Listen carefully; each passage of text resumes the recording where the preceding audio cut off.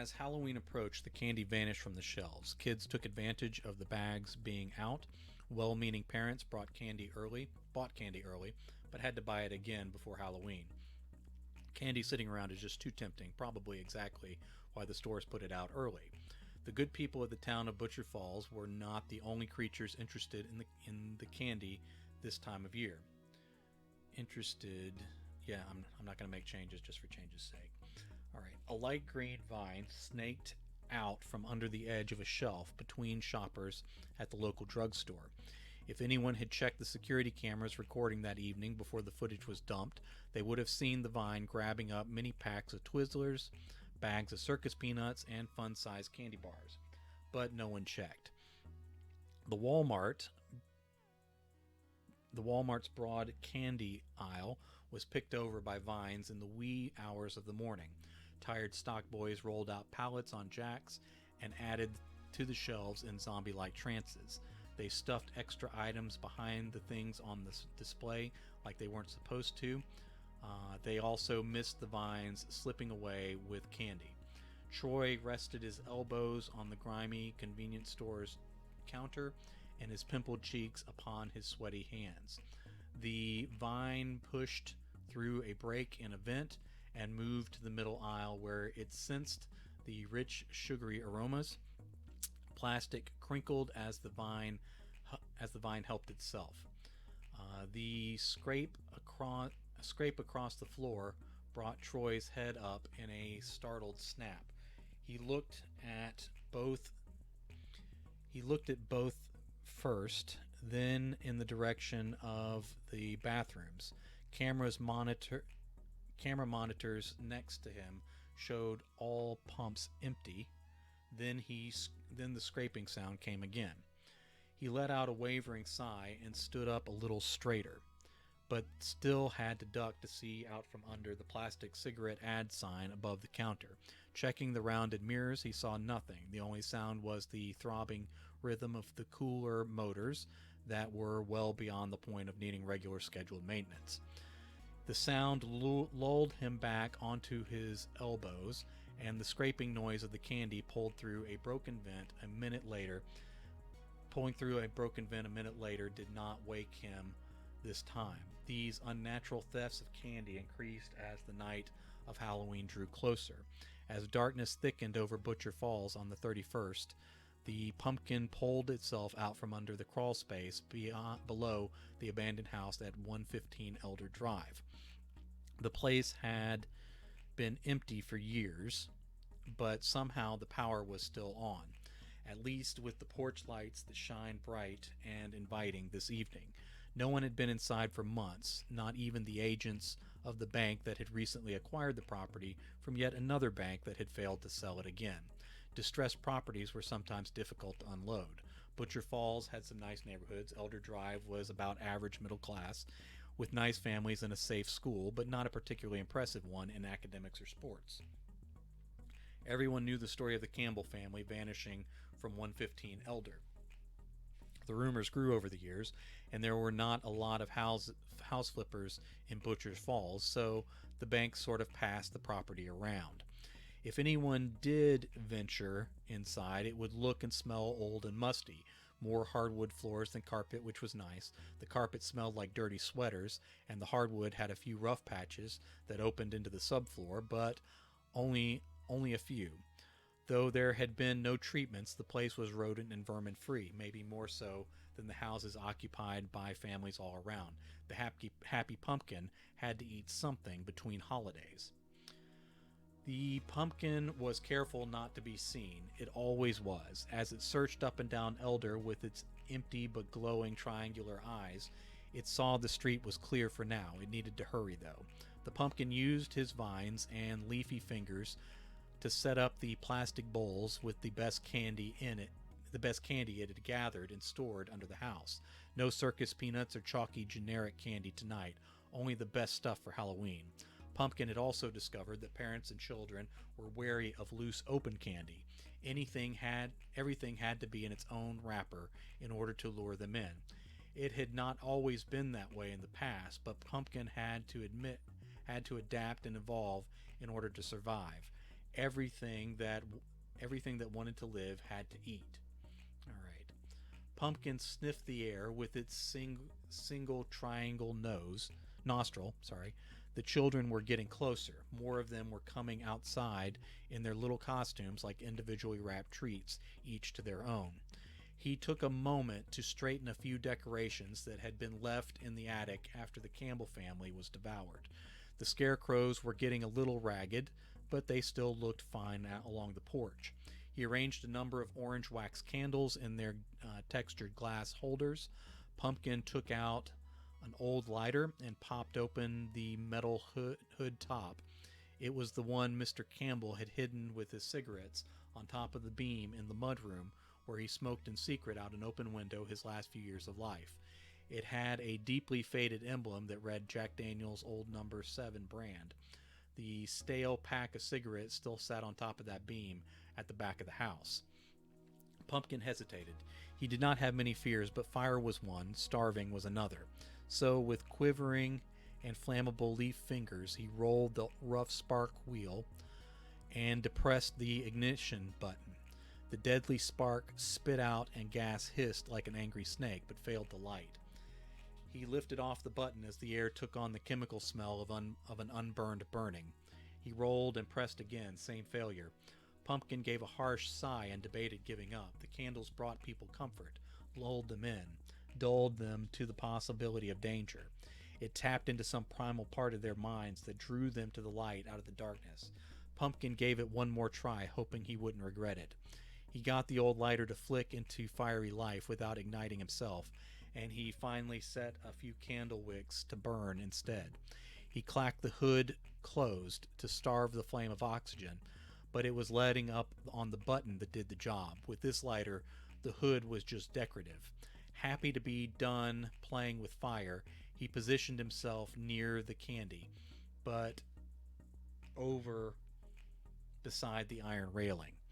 He looked like a fresh jack-o'-lantern himself if he held very still and no one got too close. Of course, if they got too close, there wouldn't be much left of them to tell anyone else. He opened his mouth in a wide, mad grin. As long as he didn't show too much of his sharp teeth, it worked fine. Even though he had no candle in his hollow core, he still lit up with a flickering light. As the night went on, it would get brighter with his excitement, anticipation, and hunger. The first parents walked up the stained drive and over the brick steps to the tempting candy. The little kids looked and smelled delicious, but they were with their parents. Pumpkin could eat up the little ones fast, but some of the parents might get away. That would be a problem to his survival. Discovery was another of his fears, so he had to be patient. The little kids mostly had parents and mostly came out early, so some bigger treats would be out alone later. As the little ones tapered off, Pumpkin watched one more baby dressed as a pumpkin herself retreat from the house in her parents' arms. Pumpkin licked his orange lips with a stringy yellow tongue that scratched like drying pulp. His time would come. The first teens made their way up the drive. It was a group of 5, no parents, but 5 was a lot to take down with the street busy. He thought he might be able to do it if he was quick. A couple of the teens held back, though. "I don't like this place," one said from a distance. "Yeah, no one lives here. This stuff would be poison." A bigger teen with his jean-clad legs so very close to the pumpkin's mouth said, "All of this is just urban legend." I don't mean some creeper," one of the teens out of reach on the lawn said. "I mean some kid from school who hates everyone could have covered that stuff in bleach. No one lives here, dude. Why is there candy?" That gave everyone pause. Pumpkin desperately wanted those last 2 to climb up on the porch so he could have a shot to bring them all down. "Get out of here with that," one of the boys on the porch laughed. "Let's split it all up. Not with those 2 babies on the lawn." "Take whatever you want. I'm out. It was nice knowing you." "We could smell bleach." "There's no bleach. Could be laxative." Another pause, but then the retort came. "Everything's wrapped up. Stop being stupid." One of them picked up the entire bowl to dump into his pillowcase. The teens didn't even bother with costumes. "Only take one or two," the pumpkin roared. The bowl dropped back onto its little table. The flames of 2 candles wavered, but then steadied again. A few pieces of candy tumbled onto the brick steps. The teens looked around and then focused on the door. "Someone's here." "No one's here. That's a speaker." "A speaker that tells you not to steal candy as you're stealing candy?" If the guy has something to say, let him come on out here. Otherwise, I'm taking it all." Pumpkin decided he was going to bite straight through the biggest teen's ankle. Whatever the consequences, this was it. Then a parent called from the driveway. "You leaving any for us?" "Only taking 2, like the sign says," the big kid sing-songed back at the approaching adult. There was no sign, actually. He held up a middle finger where only his friends could see, and they giggled. Not all the teens took 1 or 2 before they left. The parents laughed about it together as their kids took 3 each. The teens, parents, and kids slipped away alive and well. During the lull, the pumpkin relaxed its cramping mouth and used its vines to put back the spilled pieces of candy into the bowls. If this night went much longer, he'd have to drag out more candy from under the house. One flat piece of candy had a shoe print in it. Pumpkin tossed that piece into the bushes. Maybe it would lure out a mouse or some house cat for later. Pumpkin would be disappointed if that was all he got to eat on Halloween. The night dragged on, but everyone was in groups, and Pumpkin decided not to risk it. Eventually, porch lights winked off up and down Elder Drive. Voices rose from over fences in backyards, but traffic for candy dropped off. Pumpkin's mad grin melted into a toothless frown. Then it happened. One lone kid, younger than the teens from earlier, made his way up the dark drive. Pumpkin held very still. If he dared to smile, the kid might notice and run. He was all alone. He was wearing an all-black costume. He was some sort of some superhero thing Pumpkin did not recognize. Too young to be out here alone, too dark to wear that costume without a flashlight, too late to still be trick-or-treating. Pumpkin didn't care. He held very still and waited as the boy took the brick steps one at a time. This was it. This was finally it. Voices rose again, and the boy froze. One of the candles hissed as the flaming wick kissed the pooling, melted wax. The boy's eyes flicked wide and fearful in that direction. The flame didn't go out, and the boy didn't move. Pumpkin could wrap the kid up in vines easily. Even if he got twisted up in the railing, he could put the kid out and feast at his leisure. He waited, though, no hurry. If the boy decided to bolt, Pumpkin could still snag an ankle and take him out in the yard without anyone to see. The voices drew louder and closer. These were not parents partying behind fences. Dark figures approached from the street. He needed to grab up this little treat now or never. Then one of the voices was familiar to Pumpkin. The tall teen in his jeans and no costume had traded his pillowcase for a baseball bat. That distraction of recognizing the big boy was all the little kid needed. The little boy sprang into motion. Pumpkin lurched out with his vines, but the boy ran sideways instead of down the walk. By the time Pumpkin adjusted and his vines thrummed through the railing, the boy had broken through the unkempt hedges in the side yard and was gone. The big boy with the bat and 2 of his friends from earlier approached. The other 2 carried toilet paper. The 2 cautious teens who had stayed in the yard and probably saved these 3 earlier in the treat portion of the night were not with the group for this trick portion of the late hours. Pumpkin rolled his triangle eyes without much effort to hide the motion. One with toilet paper broke the plastic through the pack, around the pack, and started unrolling a tail in order to throw the stuff up into the trees. The other kept his pack of bathroom tissue under his arm as he mounted the steps and dug through the picked-over candy bowls. Pumpkin licked his mouth with the pulpy tongue again, but waited for the others to get closer. "Only 2, the boy with the bat said as he kept his distance this time. They all laughed. The boy opened candy and dropped the wrappers back into the bowl as he ate one after the other. Through his gooey, full mouth, he mumbled, "All the good stuff is gone anyway." The boy in the yard threw his first roll, but hit a low branch, and the tissue bounded away. He cursed under his breath and jogged to retrieve it. With chocolate painting his lips, the boy on the porch blew out one of the candles and ran his fingertip through the hot wax as he popped a piece of hard candy into his mouth with the other hand. Rubbing the wax between his fingers, he spotted a metal lighter next to the jack-o'-lantern on the porch. He reached for it with his lips puckered around the sour, hard candy.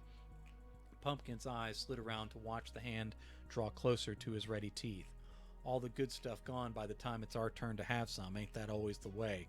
The big boy said as he swung his bat between two dead bushes to shatter a bedroom window just above his head. The glass exploded like a bomb. The kid sucking candy dropped his unopened package of toilet paper forgotten under his arm and choked on the hard bit now lodged in his throat. The boy preparing to rethrow a roll into the tree fumbled it, and Pumpkin smelled the rich stink of urine from that direction. "What are you doing?" the boy who peed himself cried in a harsh whisper. "Why'd you think I brought the bat, dummy?" As the pea-smelling boy in the yard pondered that, the kid on the porch held his throat with both hands, dropping to his knees, heaving silently. The big boy took the silence from both his friends as approval and smashed out the next window over. "Someone will hear," the boy who wasn't choking to death said. Vines wrapped around the dying kid and squeezed. "I'll do what I want. No one cares about this house. They'll care if we get caught. We won't get caught if you two keep your mouths shut." As the vines squeezed, the boy slumping on the porch coughed up a solid piece of candy. He sucked in air with a desperate wet gulp. Vines and leafy fingers wrapped around his clearing throat. "Are you crying about it?" the boy with the bat asked without looking.